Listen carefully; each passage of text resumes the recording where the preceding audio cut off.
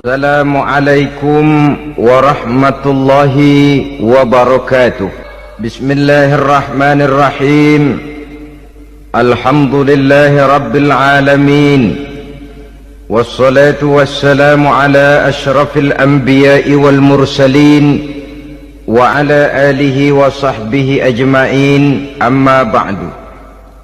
Saudara-saudara kaum muslimin rahimakumullah, salah satu dari misi Islam ialah mengangkat harkat dan martabat manusia yang sebelumnya dibedakan oleh warna kulit, oleh suku bangsa dan bahasa. Seluruhnya diikat dengan satu akidah, menghilangkan perbedaan akibat warna kulit, suku bangsa dan bahasa. Termasuk dalam upaya itu betapa Islam telah mengangkat harkat dan martabat kaum wanita. Maka pada pertemuan kali ini kita akan membicarakan tentang peranan wanita sepanjang pandangan agama. Sebelum Islam datang, nasib perempuan nyaris hanya berputar di segitiga saja: dapur, sumur, kasur. Kasur, sumur, dapur. Seolah-olah wanita terpaut dengan tiga itu tadi. Seolah-olah wanita tidak bisa berbuat lebih banyak daripada itu. Bahkan di tengah masyarakat jahiliyah, bayi perempuan mendatangkan aib sehingga mereka lalu dikubur hidup-hidup. Maka datang Islam dengan tegas mencanangkan satu revolusi yang mengangkat harkat dan martabat kaum wanita. Nabi bersabda, "An-nisa'u imadul bilad, iza saluhat saluhal bilad, wa iza fasadat fasadal bilad." Wanita adalah tiang negara. Jikalau baik wanita, baiklah negara. Jikalau rusak wanita, hancurlah negara. Dalam berbagai ayat Al-Quranul Karim menjelaskan tentang wanita dan peranannya. Al-Quran bercerita tentang Siti Hawa. Al-Quran bercerita tentang anak perempuan Nabi Adam, Iklimah dan Labuda, yang menyebabkan Habil dan Qabil saling berbunuh-bunuhan. Al-Quran menceritakan bagaimana ibunya Nabi Musa mendapat wahyu untuk menghanyutkan anaknya di hilir sungai Nil.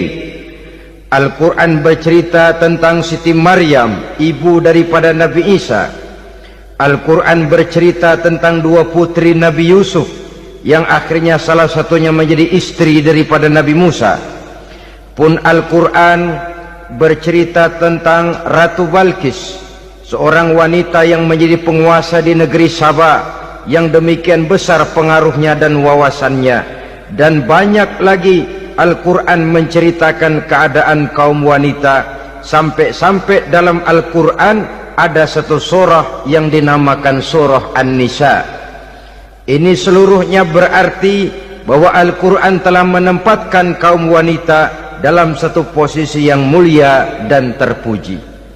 Al-Quran memberikan emansipasi, bahwa wanita berhak mengejar kemajuan sebagaimana halnya kaum laki-laki. Tetapi sungguh pun demikian, Al-Quran tetap memberikan batasan-batasan sepanjang emansipasi itu tidak bertentangan dengan kodrat kewanitaan itu sendiri. Kalau persamaan dan kemajuan, kalau emansipasi dan hak asasi sudah tidak sesuai lagi dengan kodrat kewanitaan, pada akhirnya bukan mengangkat harkat dan martabat kaum wanita, justru malah merendahkan derajat dan martabat kaum wanita itu sendiri. Seperti sebagian besar wanita ini, mereka berteriak menuntut tentang persamaan hak, tapi mereka melupa apa batasan daripada persamaan hak itu sendiri. Sesungguhnya Islam dengan segala konsepsinya yang mengangkat martabat kaum wanita itu memberikan keleluasaan kepada kaum wanita untuk maju bersama laki-laki sepanjang tidak menginjak-injak kodrat kewanitaan itu sendiri. Kalau sudah sampai kepada menginjak kodrat kewanitaan, maka akan merendahkan martabat kaum wanita. Sebab apa? Secara fisik dan psikis, agaknya memang laki-laki sudah ditakdirkan oleh Allah untuk menjadi pembimbing bagi kaum wanita. Walaupun tidak tertutup kemungkinan wanita tampil sebagai pemimpin, tetapi dari segi fisik biologis misalnya, laki-laki itu diciptakan kekar, kuat untuk memikul dan melaksanakan tugas-tugas yang berat. Sedangkan perempuan pada umumnya adalah lembut, ayu, lemot, denok, geboy, dan lain sebagainya. Maka kalau kita baca sejarah, Allah itu belum pernah mengutus rasul perempuan. Semua rasul laki-laki. Sebab apa? Secara fisik biologis tugas kerasulan lebih dimungkinkan oleh seorang laki-laki. Tugas rasul itu berat. Kadang-kadang perang, dicaci maki, berhadapan dengan ujung tombak, ujung pedang dan lain sebagainya. Makanya seluruh rasul laki-laki, dan Allah belum pernah mengutus rasul perempuan. Dari segi lain, perempuan itu banyak terhalang untuk melaksanakan ajaran agama. Misalnya 1 minggu dalam sebulan perempuan itu terkena cuti khusus, mengalami masa menstruasi, tidak sholat, tidak puasa, tidak melaksanakan ajaran agama yang tidak dibolehkan pada saat menstruasi itu. Kalau ada rasul perempuan, lalu saat malaikat akan menyampaikan wahyu, kebetulan rasulnya sedang men, wah, itu bisa balik-balik lagi malaikat Jibril ke langit itu. Mau turun nyampein wahyu, balik lagi ke atas, ditegur, kenapa balik lagi Jibril? Rasulnya lagi head.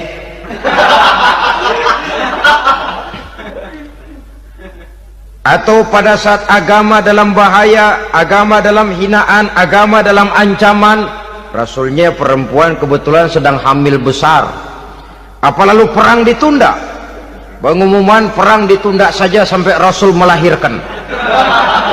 Tentu lebih tidak mungkin lagi. Secara fisik biologis, laki-laki lebih memungkinkan untuk melaksanakan tugas kerasulan ini.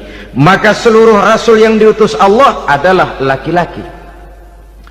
Saudara hadirin yang saya muliakan, sungguh pun demikian, Islam itu mengangkat martabat wanita sedemikian tinggi sebagai tiang negara yang menentukan jatuh dan bangunnya negara, yang ikut mewarnai bahkan menjadi warnanya suatu negara. Walaupun peranannya memang tidak begitu kelihatan, tapi sesungguhnya amat sangat menentukan. Oleh karenanya, secara umum, emansipasi yang digariskan oleh Islam, emansipasi yang tidak bertentangan dengan kodrat kewanitaan di berbagai aspek kehidupan. Kalau sekarang emansipasi ini kelihatannya sudah salah pasang, salah kaprah. Bahkan belum lama kita menyaksikan bagaimana ada binaragawati. Di zaman sekarang perempuan sudah mulai angkat besi. Saya mulai mikir, kalau perempuan sudah pada angkat besi, ini sudah tanda suaminya udah dekat dibanting-bantingin ini. Tahun-tahun mendatang mungkin akan menyusul perempuan mulai narik becak.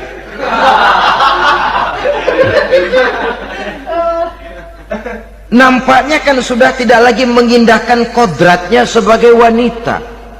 Ada olahraga yang hanya pantas dikerjakan oleh laki-laki. Oleh karena itu pada kesempatan ini kita akan mencoba melihat peranan wanita dari berbagai dimensinya. Yang pertama, peranan wanita sebagai istri. Adalah Rasul memilih istri pertamanya Sayyidatuna Khadijah radhiyallahu anha. Kalau pilihan utama beliau pertama kali nikah dengan Siti Khadijah, jelas itu pilihannya bukan karena kecantikan. Kenapa? beliau nikahi Siti Khadijah dalam usia 40 tahun Khadijah dan 25 tahun Rasul. Statusnya janda pula. Kalau beliau seorang pemburu kembang, pemburu bunga, kenapa mesti nikah dengan janda berumur 40 tahun? Sedangkan beliau waktu itu masih berumur 25 tahun. Apa sasaran utamanya? Bisa kita lihat nanti. Setelah beliau diangkat menjadi Rasul, ternyata Khadijah lebih daripada seorang istri. Beliau masuk ke dalam staf Nabi. Orang lain beliau belum beriman, beliau malah beriman lebih dahulu sebagai perempuan pertama yang masuk Islam. Orang lain memusuhi Nabi, beliau malah mengorbankan hartanya untuk membantu perjuangan Nabi. Istri setia semacam ini dengan peranannya sebagai istri yang sedemikian rupa memberikan andil yang sangat besar bagi kesuksesan dan keberhasilan seorang suami. Yakinlah saudara, tidak ada seorang suami bisa meraih sukses yang besar. Jadi apapun dia, profesi apapun yang dipegangnya, apa dokter, apa insinyur, apa pejabat pemerintah, apa politikus, apa ekonom, apa budayawan, apa kiai, apa mubalik, tidak ada yang bisa meraih sukses yang besar tanpa peran serta istrinya, walaupun tidak begitu kelihatan dan nampak oleh pandangan mata yang zahir. Sebaliknya, seorang istri bisa mempengaruhi suaminya. Seorang suami yang jujur, polos, lugu, sederhana, bisa jadi koruptor ulung kalau didorong-dorong oleh istrinya. Seorang istri Pak Lurah memang tidak ikut mengatur kelurahan, tapi dia bisa mewarnai suaminya. Seorang istri gubernur memang tidak ikut mengatur provinsi, tapi dia bisa mewarnai suaminya. Sepanjang warnanya positif, tentu sangat baik dan sangat diharapkan. Tetapi kalau warnanya negatif, kiamatlah akibatnya umat ini. Oleh sebab itu, peran pertama dari kaum wanita sesungguhnya adalah sebagai istri yang mendampingi suami untuk mengolah dan melaksanakan tugas-tugas besar. Dari seorang yang paling kecil sampai kepada seorang yang punya jabatan paling tinggi sekalipun, pengaruh dan peranan istri memang sangat menentukan. Saudara hadirin kaum muslimin rahimakumullah, itulah sebabnya Nabi menikah dengan Siti Khadijah. Dan lebih dari itu, sebelum menikah dengan Nabi, Siti Khadijah itu sudah terkenal sebagai pengusaha wanita, business girl kalau bahasa sekarang ini. Bahkan jaringan-jaringan bisnisnya tidak hanya Mekah saja, tidak hanya antar kota, bahkan sudah antar negara, dari Mekah ke Syam, dari Mekah ke Madinah dan lain sebagainya, yang bahkan kita tahu Rasul pada mulanya pun ikut membantu perdagangannya Siti Khadijah radhiyallahu anha ini. Jadi kalau bercermin dari karier Siti Khadijah, boleh saja wanita bergerak di bidang bisnis, asal memang profesi, bukan karena dengan senjata dan modal kecantikan lalu membujuk dan meraih orang sampai telak sehingga bisnisnya berjalan lancar dengan jalan menjual kecantikannya. Tidak, bergerak di bidang bisnis yang memang profesinya di situ. Tidak ada salahnya. Bisa saja perempuan menjadi bisnis girl seperti yang dicontohkan oleh Siti Khadijah radhiyallahu anha ini. Sebab itu, kontes-kontesan yang hanya bertitik kepada rupa yang ayu saja, rupa yang cantik saja, sesungguhnya bukan hanya tidak bermanfaat, tapi saya pikir juga sangat tidak mendidik. Yang mengajar anak-anak remaja putri kita untuk berlomba-lomba hidup dalam kepalsuan. Alis mata palsu, hidung pesek dimancungin palsu, operasi plastik. Alis matanya dikerik, bikin yang palsu. Tai lalat lagi bikin yang palsu. Gincu bibir dimerahin palsu. Seluruhnya hidup dalam kepalsuan. Akan lebih baik kalau kita ini misalnya mengadakan kontes yang menitik beratkan kepada ketinggian IQ, kecerdasan, kemampuan, skill, keahlian dan kemampuan.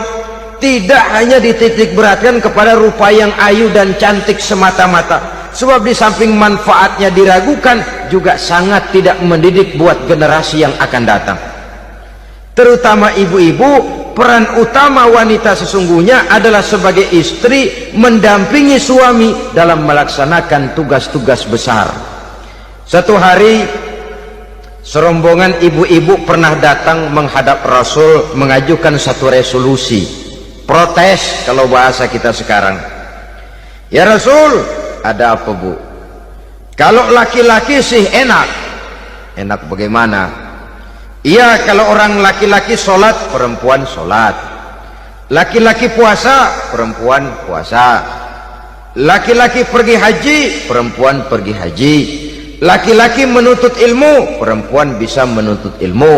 Tapi kalau laki-laki pergi jihad, perang membela agama, kami perempuan tidak bisa ikut jihad perang di medan pertempuran. Padahal pahala jihad sangat besar dan kami ingin mendapat pahala jihad. Tidak adil kalau begini ya Rasul, izinkan kami pergi jihad. Ini perempuan di zaman Rasul, kalau ada kebaikan tidak bisa ikut, rasanya rugi bukan main, lalu protes.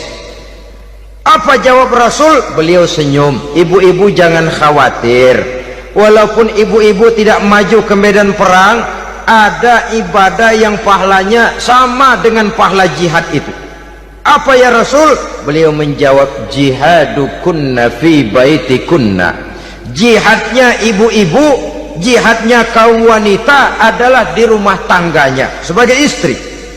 Memasak makanan suaminya, mencuci pakaian istrinya, mengasuh, merawat dan membesarkan anak-anaknya. Itu seluruhnya bagian daripada ibadah yang pahalanya tidak kurang dengan pahala jihad. Kenapa? Al-Quran itu memberikan sesuatu sesuai dengan kedudukannya. Kalau perempuan pergi perang jihad membela agama, musuhnya laki semua, kayak apa perangnya? Itu musuhnya bisa nggak mau pakai pedang, perangnya udah gulat aja udah. Sehingga Rasul lalu memberikan satu jalan keluar yang membuat wanita-wanita itu lega. Jihadukunna fi baitikunna. Ibu-ibu sih tidak usah khawatir, jihad ibu adalah di rumah tangga ibu-ibu semua. Sejak bangun tidur sampai tidur kembali, nyaris kaum ibu itu 24 jam pekerjaannya. Sebagai istri, dia melaksanakan jihad di rumah tangganya. Peranan wanita yang pertama adalah sebagai istri, yang walaupun tidak kelihatan dan menonjol seperti halnya laki-laki, tapi sangat mewarnai, bahkan menjadi warna dari tugas apapun yang dihadapi oleh suaminya. Dulu ada seorang orator, kalau pidato hebat bukan main. Kalau dia bernada gembira, semua orang senyum. Kalau dia bercerita tentang sesuatu yang sedih, satu masjid orang nangis. Orang tanya kepadanya, Pak, bisa pidato begitu hebat, siapa yang bikin? Ya saya sendiri. Istrinya dari belakang bilang, tidak, yang bikin pidatonya hebat saya. Kata suaminya, mana bisa, saya, kata istrinya. Kalau saudara tidak percaya, tunggu Jumat depan, dia khutbah Jumat, saya akan bikin khutbahnya tidak hebat, kata istrinya. Sudah hari Rebo, siap-siap mau bikin konsep khutbah, baru mau nulis, datang istrinya, Bang, tolong pegangin anak, saya mau ke warung. Mau bikin konsep lagi, kata istrinya, Bang, tolong ini, tolong itu, tolong ini. Sampai mau berangkat khutbah Jumat, khutbah belum selesai dibikin. Begitu naik mimbar, kehabisan bahan. Sudah 10 menit masih ama ba'du. Ini yang dengar heran, ini orang kok bicaranya bisa cuma amat sama badu saja. Di situ kelihatan saudara-saudara betapa peran serta istri yang walaupun tidak kelihatan oleh pandangan mata yang zahir, tapi teramat sangat menentukan. Sekali lagi, tidak ada seorang suami bisa sukses jadi apapun dia tanpa peran serta istrinya di rumah. Tidak ada kemajuan yang bisa diperoleh kalau tidak karena peran serta istrinya di rumah.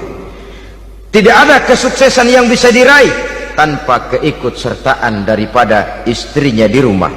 Walaupun suaminya yang dikenal orang, suaminya yang dipuji orang, suaminya yang disanjung orang, bagian besar tetaplah saham dan andil daripada istrinya yang di rumah itu. Ini makna an-nisa imadul bilad. Wanita adalah tiang negara. Jikalau baik wanita, baik negara. Jikalau rusak wanita, hancur negara. Karena wanita, negeri Sabah menjadi terkenal tentram, aman, wawasan politiknya luas. Seorang semacam Cleopatra bisa menaklukkan Julius Caesar. Dan begitu selanjutnya. Banyak cerita-cerita betapa wanita yang berperan di belakang layar ini bahkan bisa menggoyangkan negara. Bahkan yang paling dekat saja contoh dengan kita, Senator Gary Hart. Saudara masih dengar tentu itu. Betapa harus terpaksa mengundurkan diri dari pencalonan presiden Amerika karena kasusnya dengan Donna Rice itu, dengan hostess itu. Betapa di sini seorang perempuan atau seorang wanita sanggup membongkar seseorang yang punya masa depan ceria untuk menuju kursi kepresidenan dari suatu negara adidaya seperti Amerika, bisa gagal berantakan karena skandalnya itu. Apa penyebabnya? Wanita. Tapi wanita juga bisa menyebabkan menjadi cambuk majunya laki-laki. Wanita juga bisa menghancurkan dan mengubur laki-laki. Saudara hadirin yang saya muliakan, ia memang kelihatannya makhluk yang lemah, tapi di balik kelemahannya itu sesungguhnya dia bisa menelan laki-laki yang bagaimanapun besarnya. Saudara-saudara kaum muslimin rahimakumullah, terutama ibu-ibu yang saya hormati, jadi peranan yang pertama wanita sebagai seorang istri. Yang kedua, wanita sebagai ibu. Ini juga sangat besar pengaruhnya dalam membentuk generasi masa yang akan datang. Bapak oleh karena kesibukan tugasnya tentu lebih banyak di luar rumah. Yang nyaris 24 jam di rumah itu ibu. Bagaimana dia merawat anaknya, bagaimana dia menaruh perhatian terhadap anaknya, bagaimana ia melimpahkan kasih sayang kepada anak-anaknya, akan membentuk kepribadian anak dan artinya membentuk generasi yang akan datang. Kalau seorang ibu sudah cuek-cuek saja kepada anaknya, padahal Quran mengatakan al-jannatu tahta aqdamil ummahat, surga di bawah telapak kaki ibu. Hadis ini bisa kita artikan macam-macam. Pertama, anak tidak akan mendapat kebahagiaan tanpa ridho daripada ibunya. Kedua, ibu adalah wanita agung yang harus ditaati. Ketiga, neraka atau surga anak bergantung kepada ibu, bagaimana dia mewarnai anak. Kalau ibunya cuek-cuek saja sama anaknya, dan sering jadi contoh klasik, kalau anak ayamnya beduk maghrib belum pulang, satu RT dicariin, hansip diundang, kalau perlu dan ramil dilaporin. Tapi kalau anak gadisnya jam 12 tengah malam belum pulang, ibu tenang-tenang saja Pak. Tidak tergerak dan tidak tertarik hatinya. Ya tentu tidak semua. Kalau sudah begitu, bukankah hakikatnya ibu sudah menciptakan neraka buat anaknya sendiri? Khalil Gibran dalam satu tamsil yang indah pernah mengatakan, kalau kita diberikan sebutir mutiara, sebutir intan, dan intan itu sebutirnya sebesar telur ayam, benda yang sangat langka dan berharga, tentu kita sayang intan atau mutiara itu. Kita jaga baik-baik, kita simpan dalam kotak, kotaknya kita kunci, kotak itu kita simpan di dalam lemari, lemarinya kita kunci lagi. Lemarinya ada di dalam kamar, kamarnya pakai pintu, pintunya kita kunci lagi. Kamar itu ada dalam rumah, rumahnya pakai pintu, dikunci lagi. Kemudian rumahnya pakai pintu gerbang besar, gerbangnya juga digembok lagi. Untuk menjaga intan itu jangan sampai hilang, begitu usaha kita berlapis-lapis. Dan intan itu sudah diberikan kepada kita, kata Khalil Gibran. Apa dia? Anak-anak yang diamanahkan Allah kepada kita. Itu intan-intan mahal, itu mutiara-mutiara pilihan yang dititipkan dan diamanahkan untuk kita jaga sebaik-baiknya. Haruskah dia sia-sia di tangan kita? Haruskah dia merana jatuh di tangan ibu yang tidak punya tanggung jawab? Saudara hadirin yang saya muliakan, oleh karenanya peranan sebagai ibu ini sangat menentukan bagi pembentukan generasi yang akan datang. Salah ibu mengarahkan anak, akan lahir generasi mendatang yang tidak kita harapkan. Sehingga Nabi bersabda, kullu mauludin yuladu 'alal fitrah fa abawaihi yuhawwidanihi aw yunassiranihi aw yumajjisanihi. Setiap bayi dilahirkan dalam keadaan suci, setiap bayi dilahirkan dalam keadaan bersih, tidak punya dosa. Islam tidak mengenal dosa warisan. Semua saja bayi lahir dalam keadaan suci dan bersih. Kalau demikian lalu bagaimana? Kata Nabi, ibu bapaknya lah yang kelak akan menjadikan anak itu sebagai Yahudi, yang kelak menjadikan itu anak itu sebagai Nasrani, atau menjadikan anak itu sebagai Majusi. Ibu bapaknya yang mewarnai anak. Ibaratnya anak itu kertas putih, mau ditulis tinta hijau warnanya hijau, mau ditulis tinta merah warnanya merah, mau ditulis tinta hitam pun warnanya hitam. Oleh karena itu pembentukan anak yang soleh secara mental sesungguhnya sudah diwarnai oleh kebiasaan ibu bapak dalam pergaulan di rumah tangganya secara mental. Sehingga dengan demikian saudara-saudara, salah kaprah ibu dalam mengarahkan anak-anaknya akan melahirkan generasi penerus yang sungguh-sungguh tidak kita harapkan, dan pada gilirannya akan membahayakan perkembangan bangsa dan negara, membahayakan kita sebagai suatu umat. Apalagi sekarang ini masih banyak orang-orang muslim, orang-orang tua muslim yang kadang-kadang menyekolahkan anaknya di sekolah yang membahayakan akidahnya, mematikan imannya, menghancurkan tauhidnya. Pokoknya asal bonafid keluar sekolah ada jaminan lapangan kerja, perkara anak mau kafir mau murtad bukan urusan. Alangkah ironi dan sangat menyedihkan. Saudara-saudara yang saya hormati, jadi dari segi kaum wanita peranan ibu sangat besar. Dari segi anak, ketaatan kepada ibu, doa restu ibu akan membawa kepada kebahagiaan hidup. Doa ibu mustajabah, kutukan ibu manjur. Beberapa hikayat dan riwayat menjadi contoh dan tamsil buat kita betapa tidak ada satu kebahagiaan di dunia ini yang bisa ditegakkan tanpa doa restu daripada ibu. Pantas kalau dalam Al-Quran ada ummul kitab, ibunya atau induknya kitab. Tiap negara punya ibu kota, bapak kota tidak ada. Lalu lagi wawasan Nusantara disebut ibu pertiwi, bapak pertiwi kemana tahu.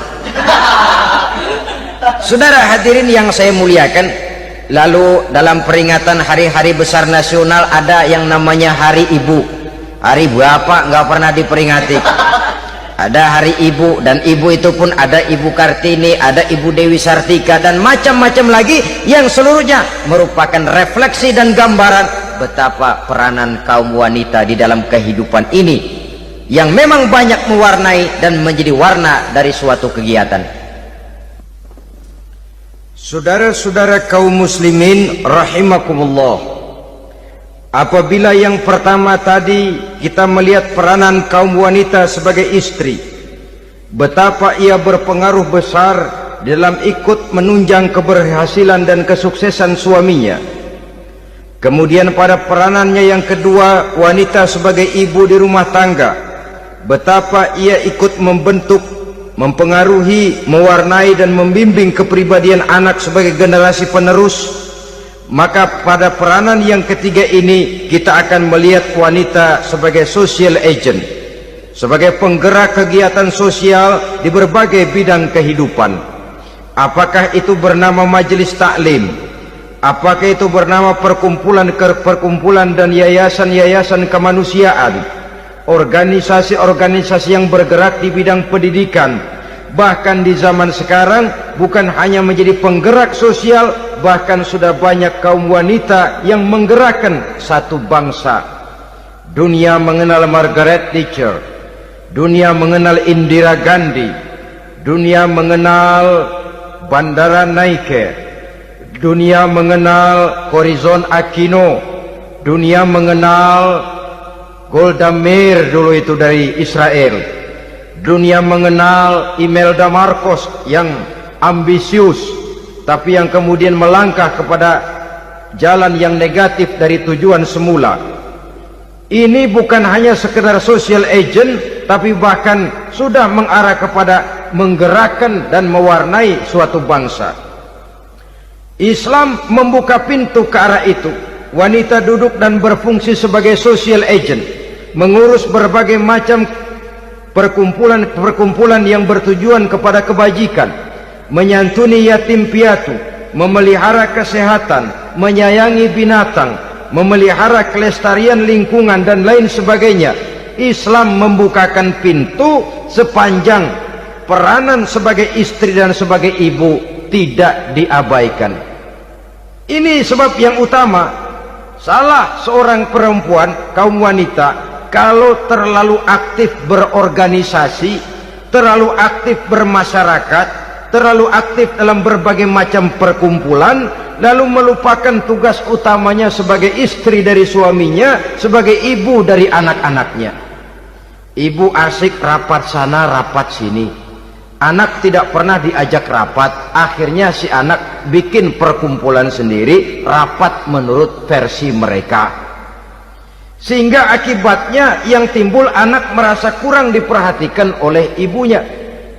Ngaji bagus, tapi kalau sepanjang hari ngaji saja, suami pulang mau makan tidak ada makanan, mau berganti pakaian belum lagi ditriska pakaiannya, tentu ini melupakan fungsi yang utama. Kegiatan sosial, kegiatan di organisasi adalah jadwal kegiatan setelah fungsi sebagai istri dari suami, sebagai ibu dari anak-anak dilaksanakan dengan sebaik-baiknya. Bukan tidak baik ngaji, kalau dari ngaji ke ngaji saja, bangun tidur ngaji, jam 7 ngaji, berangkat jam 11, sholat zuhur berangkat ngaji lagi, pulang sore, malam ngaji lagi. Suami tidak terurus, anak-anak pun terbengkalai, rusaklah rumah tangga. Dan bukankah satu bangsa terdiri dari satu tatanan masyarakat, dan tatanan masyarakat yang paling kecil bernama keluarga?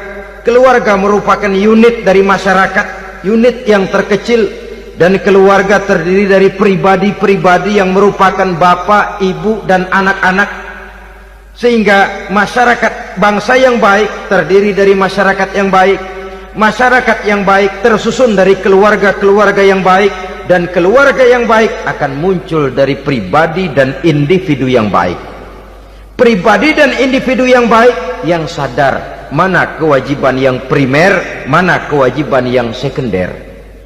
Sebagai social agent, dia lalu mawas diri dengan tetap mempertimbangkan kodrat kewanitaannya itu tadi. Saya ikut prihatin kalau ada perempuan main sepak bola, dan saya yakin betul kalau perempuan main sepak bola, yang nonton pasti bukan nonton bola. Ya mungkin bola juga, tapi bola yang mana? Itu wallahu a'lam. Ya dicari olahraga yang sesuai dengan kodrat kewanitaan begitu. Dicarilah olahraga yang sesuai dengan kodrat kewanitaan. Sepak bola sudah maju, ya belakangan saya katakan tadi muncul lagi wanita angkat besi. Belakangan bisa kita bayangkan wanita main tinju. babak belur sudah kalau sudah begitu. Kemajuan dengan melupakan kodrat kewanitaan akan menyengsarakan kaum wanita itu sendiri. Silahkan maju menjadi social agent, menjadi penggerak di masyarakat. Para istri Rasul bisa kita jadikan satu figur. Siti Khadijah, figur sebagai istri pendamping yang setia. Dikala suaminya bingung, ia tampil memberikan pandangan. Dikala suaminya bingung, ia memberikan tanggapan. Dikala suaminya dimusuhi orang, ia menampakkan kesetiaannya. Kau tidak sendiri bang, aku di sisimu. Dikala jiwanya gelisah ketika pertama kali menerima wahyu berhadapan dengan malaikat Jibril, Khadijah yang menghibur. Kalla ma yukhzikallahu abada. Tidak apa-apa bang, Allah tidak akan menyusahkan kau untuk selamanya. Tenang sajalah, tenang. Abang orang baik-baik, Allah tidak akan menyengsarakan abang. Peran sebagai istri. Dan Rasul mantap. Sehingga bertahun setelah Khadijah wafat, selalu terkenang dan dikenang oleh Rasul. Pernah satu saat beliau itu seperti orang melamun. Aisyah tanya, kok seperti ngelamun bang? Iya, kata Rasul, saya seperti mendengar suara terompahnya Khadijah di surga. Padahal Khadijah sudah lama wafat. Aisyah mendengar itu rada sedikit manyun. Kata Aisyah, bang, cukup sekali ini saja, jangan sebut-sebut lagi nama itu ya. Cemburu rupanya. Ya soal cemburu sih nggak bini Nabi, nggak bini kita, namanya cemburu. Perempuan mesti ada. Apa jawab Rasul? Ya Humairah, Aisyah, haruskah saya melupakan seseorang yang dikala orang lain memusuhi saya, dia mati-matian membela saya. Dikala orang lain mau membunuh saya, dikorbankan hartanya untuk membantu perjuangan saya. Mestikah saya melupakan orang yang begitu baik? Tidak Aisyah. Sepanjang nafas masih ada, sepanjang itu saya tidak akan bisa melupakan Khadijah sayang. Peran sebagai istri Khadijah ini, peran sebagai istri. Suaminya bingung, istrinya memberikan hiburan. Kadang kan tidak, suami bingung, istri bingungan lagi. Ya sudah, mari ramai-ramai kita bingung sudah. Bukan mencari jalan keluar, yang sudah bingung malah ditambahin bingung lagi. Saudara hadirin yang saya hormati, lalu figur Siti Aisyah, muda, cantik, kreatif, cerdas. Kalau bahasa sekarang barangkali wanita karier ini. Ini figur-figur loh. Jadi punya keistimewaan masing-masing, sehingga ada pilihan. Ya tentu orang mencari istri itu kan karena ada dasar pilihan. Mungkin rupanya kurang menarik tapi akhlaknya bagus. Mungkin akhlaknya sedang-sedang saja tapi potongannya cakep, masih ada pilihan. Sudah potongan jelek, akhlak bejat, emangnya lu milih merem tempo hari ya?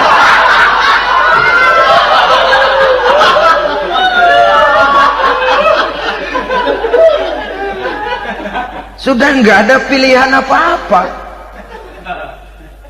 Lalu ada istri yang punya keistimewaan karena sifatnya yang sabar, ada yang wataknya itu pemurah, ada yang sifatnya itu belas kasih. Pendeknya, dari istri-istri Rasul kita bisa menemukan figur-figur wanita teladan. Sehingga keliru kalau kaum orientalis barat mengatakan Rasulullah itu katanya sesungguhnya adalah seorang seks maniak, istrinya banyak. Oh ini memang bajingan ini orientalis ini. Kalau Rasulullah itu seorang seks maniak, tentu yang dinikahinya itu pertama jelas gadis semua, yang kedua tentu cantik-cantik semua. Dari istri-istri beliau yang dikawininya dalam keadaan gadis cuma Siti Aisyah, selebihnya janda. Apa pertimbangannya? Menyantuni yatim-yatimnya, mengayomi janda-janda yang ditinggal suaminya gugur di medan perang, untuk memperkuat keimanannya. Itu pilihan utama Rasul. Kita sekarang ini ya ngakunya sih ikut sunnah Rasul, cuma sunnahnya urusan kawin melulu. Ada duit sedikit, kawin maning, kawin maning. Ditanya orang kenapa kawin melulu, sih mas sunnah Rasul. Bukan main. Kalau sudah urusan kawin pahlawan betul sunnah Rasul. Padahal kawin lagi dalam Islam itu sungguh pun boleh, tapi tidak diperintah. Tidak diperintah, memang cuma boleh. Itu kalau dalam pesawat itu cuma semacam emergency exit lah ya. Yang tidak boleh sembarang waktu bisa dibuka. Kalau memang sanggup berlaku adil, tafadhol. Kalau tidak, satu juga nggak habis. Lagian saya kira perempuan itu kan cuma perbedaan rupa saja, perbedaan selera saja. Seperti singkong dengan sate, bedanya kan cuma di tenggorokan. Kalau sudah masuk ke perut, kenyangnya kan sama. Perempuan cuma berbeda dalam selera, rasanya barangkali ya, barangkali.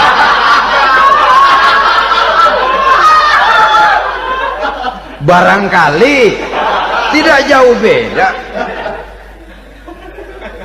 Saudara hadirinlah, Islam ini mengatur lewat pintu yang dinamakan nikah itu tadi, sehingga dengan demikian bisa dinikmati secara tenang, tentram. Tidak usah manusia ya, kucing saja. Coba lihat kucing.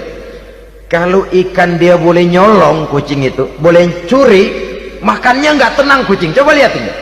Asal dia nyolong ikan, makannya juga mindik-mindik. Matanya nengok kiri, nengok kanan. Ada sedikit gerusak, kabur. Secara nalurinya kucing tahu kalau ini ikan curian, makannya nggak tenang dia. Tapi kalau ikan kita kasih, kucing anteng, geledek juga nyamber, manteng aja dia. Nalurinya mengatakan ini ikan dikasih sama yang punya, tenang dia. Saudara hadirin yang saya hormati, orang juga gitu. Kalau hubungan suami istrinya sudah sah, diikat dengan akad nikah, tenang, anteng, nggak gerasak gerusuk, nggak kayak diubur-ubur maling, anteng aja. Dan yang ngintip juga buat cuek aja udah. Biarin aja dia ngintip, capek sendirilah.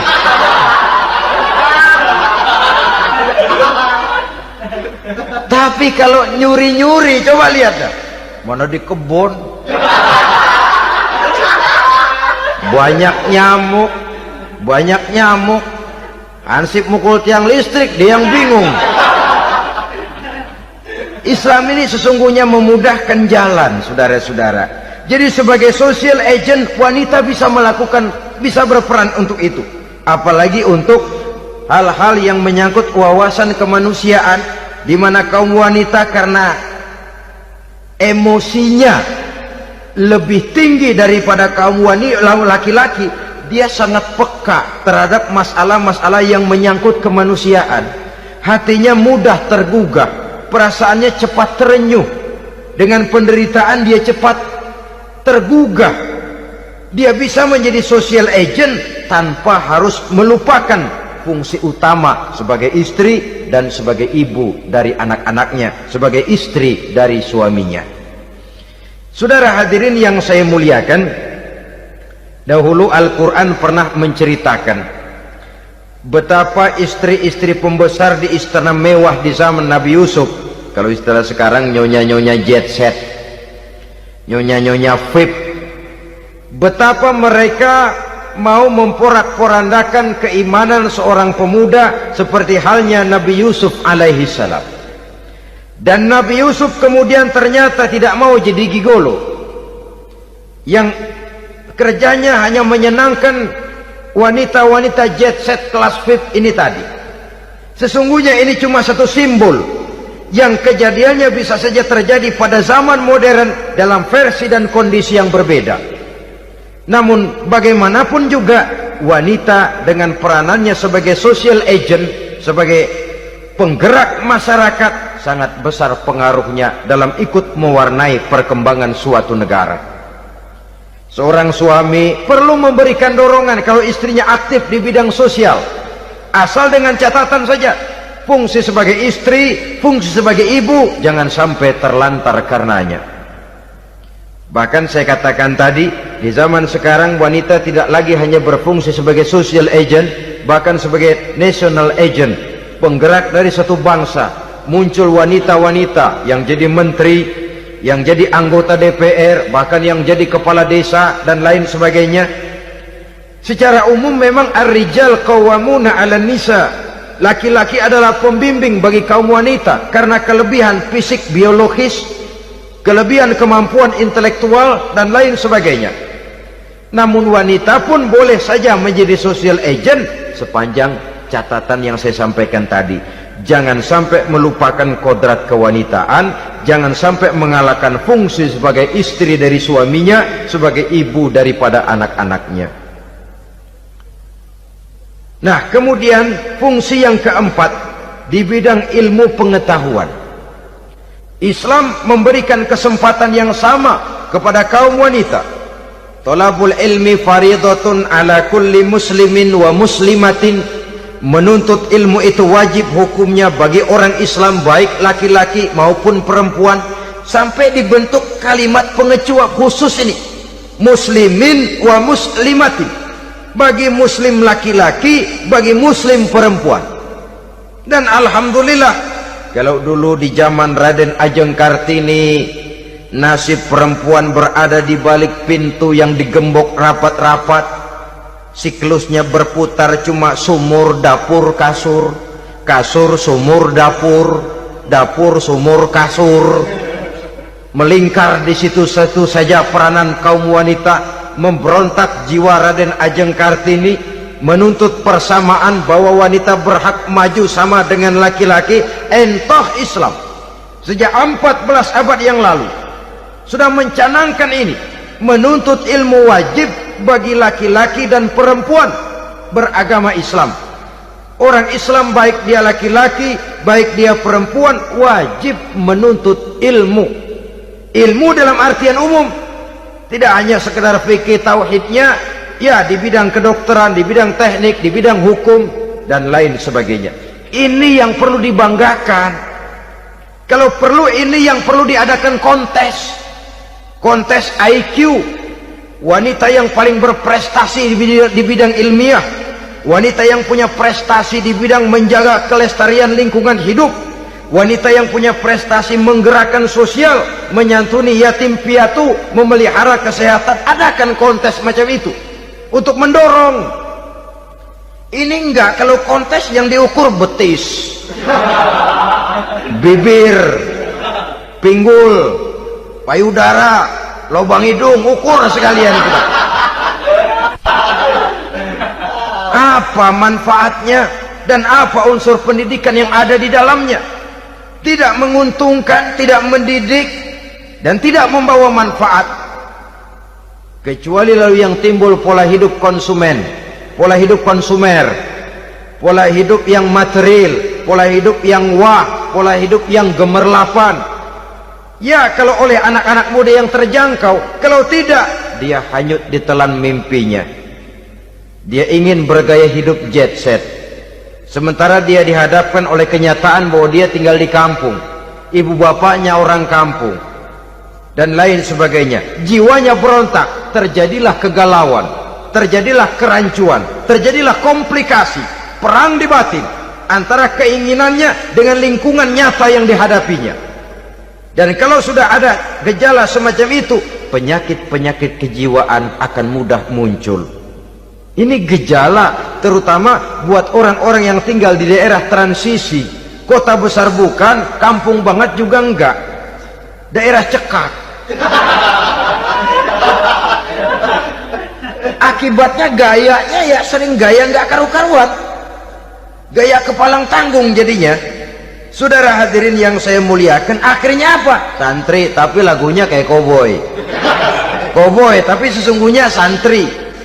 Saudara hadirin yang saya hormati, maka di bidang ilmu pengetahuan wanita mempunyai peranan yang sangat besar. Dia bisa tampil dengan karya-karya ilmiahnya yang membawa manfaat bagi perkembangan agama, bangsa dan negaranya. Majulah kaum wanita dengan ilmu pengetahuan, tuntutlah ilmu seluas-luasnya. Kita hidup di satu negara yang merdeka, kita beragama yang memberikan satu keyakinan bahwa menuntut ilmu merupakan kewajiban, bahwa peranan wanita tidak hanya di belakang dapur, lain sebagainya yang seluruhnya terpantul dari dinamika kehidupan kaum wanita. Saudara-saudara kaum muslimin rahimakumullah. Kemudian yang kelima, peranan wanita dalam bidang agama. Kita bersyukur sekarang ini gejalanya dimanapun pengajian, biasanya lebih ramai pengajian ibu-ibu dari bapak-bapak. Peringatan hari-hari besar keagamaan, biasanya lebih ramai ibu-ibu daripada bapak-bapak. Pengajian ibu lebih ramai, padahal kalau bicara sibuk, lebih sibuk ibu daripada bapak misalnya. Kalau sudah pengajian bapak-bapak, biasanya pengajiannya ramai cuma 3 giliran itu. Pembukaan, maulid, penutupan. Kalau sudah yang rutin pengajian tiap minggu, 3 pojok yang ngaji. Yang atu nguap, yang atu pules, yang atu ngiler. Saudara hadirin yang saya muliakan, ada badan kontak majelis taklim yang merupakan wadah daripada kegiatan ibu-ibu.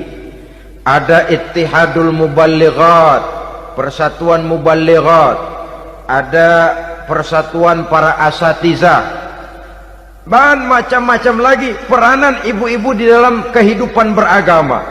Tapi sesungguhnya harus dimulai dari bagaimana si ibu mewariskan jiwa agama kepada anak-anaknya di rumah tangganya. Kalau itu gagal, dia mau melangkah ke masyarakat, dia sudah gagal sejak awal sesungguhnya. Keberhasilannya dia menata masyarakat akan mengakibatkan dia nanti bernasib seperti Nabi Nuh. Berhasil mengajak beberapa orang kafir mengikuti ajarannya, tapi gagal mengislamkan putranya sendiri Kan'an. Bukan tidak berusaha, tapi memang Allah sudah menghendakinya sedemikian untuk menjadi contoh buat kita semua. Yang penting orang tua berusaha dan berikhtiar. Kalau sudah berusaha dan berikhtiar, anak ternyata memang sulit diurus, barangkali memang fotokopinya Kan'an tuh anak. Ya orang tua kalau sudah berusaha, ya tawakallah. Jangan belum berusaha lalu berkata, jangan anak kita, anak Nabi aja ada yang bengal. Ngajar tidak mau, mengajar anak tidak mau, mendidik anak tidak mau, lalu mencontoh Nabi, salah kaprah namanya. Kaum wanita bisa berperan di dalam agama. Ketika Rasul hijrah, itu kan beliau tidak langsung ke Madinah. Dari Mekah itu beliau mengambil jalan arah ke kiri menuju Gua Sur. Ini dalam strategi militer punya makna sendiri. Jenderal yang ulung, ahli strategi militer ini. Di Gua Sur sana beliau tinggal 2 hari 3 malam. Siapa yang membawa makanan ke Gua Sur? Siapa yang menjadi kurir untuk mengintai kegiatan-kegiatan Quraisy setelah Nabi berangkat hijrah? Asma, putri Abu Bakar Siddiq radhiyallahu anhu. Jadi kurir, jadi spion, membawa makanan untuk Rasul dan ayahnya di Gua Sur. Ini peranan wanita. Di tengah bahaya, di tengah keadaan posisi terjepit, Rasul di dalam gua, diamatinya keadaan Quraisy, dilaporkannya kepada Rasul. Jasa seorang wanita bernama Asma, putri dari Abu Bakar Siddiq radhiyallahu anhu. Rabi'atul Adawiyah, seorang sayyidah sufiyah, ahli tasawuf yang terkenal dengan ajaran cintanya kepada Tuhan. Dia bisa menjadi tokoh wanita dalam gerakan sufi oleh karena kegiatannya di bidang agama, dalam arti mujahadahnya kepada Allah Subhanahu wa ta'ala. Dia korbankan bagian besar daripada hidupnya untuk mengabdi kepada Allah. Setelah suaminya meninggal, seumur hidup dia tidak pernah nikah lagi. Bukan tidak cantik, cantik. Bukan tidak ada yang mau, banyak yang meminang. Bahkan diantaranya termasuk Sufyan Tsauri, seorang tokoh juga, pernah mencoba meminang beliau. Kata Sufyan, Rabi'ah, bagaimana? Kamu kan janda? Iya. Lalu, saya kan duda. Jadi bagaimana? Daripada kita masing-masing sendiri-sendiri kan lebih baik kita join. Maksud kamu apa? Saya mau meminang kamu. Boleh? Tapi mas kawinnya saya minta engkau jawab 4 pertanyaan saya. Kalau bisa, diri saya seutuhnya saya berikan kepada kamu. Kalau tidak, tidak usah saja. In ajabtani fi 4 masail fa ana laka. Kalau engkau sanggup menjawab 4 pertanyaan saya, seluruh diri saya bulat-bulat saya serahkan kepada kamu. Yang pertama, Sufyan, semua orang kan bakalan mati. Iya. Ya soal mati sih sama, mati. Cuma hakikat mati kan lain-lain. Ada yang matinya itu husnul khatimah, mati baik di akhirnya. Lagi ngaji, mati. Lagi baca Quran, mati. Lagi sholat, mati. Lagi dengar ceramah, mati. Lagi sodakoh, mati. Itu mati-mati yang su'ul khatimah. Ada yang mati itu mati yang husnul khatimah, maksud saya. Ada mati itu yang disebut su'ul khatimah, jelek di penghujungnya. Lagi nyekek botol, mampus. Lagi banting kartu, plak plak, habis. Lagi makan riba, mati. Lagi zina, mati. Lagi nipu, mati. Kira-kira kalau saya nanti mati, su'ul khatimah apa husnul khatimah? Loh, saya nggak tahu, kamu mati saja belum. Tidak bisa kamu jawab, tidak bisa. Yang kedua, setelah mati kita masuk ke alam kubur. Di kubur kita akan dapat nikmat kubur atau azab kubur. Hari itu kira-kira saya dapat nikmat apa dapat azab? Saya tidak tahu. Di padang mahsyar setelah ditimbang kita dapat kitab di tangan kanan kalau baik, di tangan kiri atau dari belakang kalau jahat. Hari itu saya dapat kitab di tangan kiri apa tangan kanan? Saya nggak tahu. Yang keempat, orang akan lewat di atas sirat. Yang selamat sampai surga, yang celaka sampai ke neraka. Kira-kira saya yang selamat apa yang celaka? Wah, kata Sofyan, gua nggak tahu, udah butak dah lempangan itu deh. Kalau kau tidak tahu, Sofyan, tidak bisa jawab 4 pertanyaan ini, maaf saja, lamaranmu saya tolak dan saya tidak akan nikah. Ini yang saya khawatir. Maka dia terkenal sebagai Sayyidah Sufiyah, tokoh wanita dalam dunia sufi. Dan artinya wanita bisa berperan banyak dalam bidang agama. Sebagai pengasuh majelis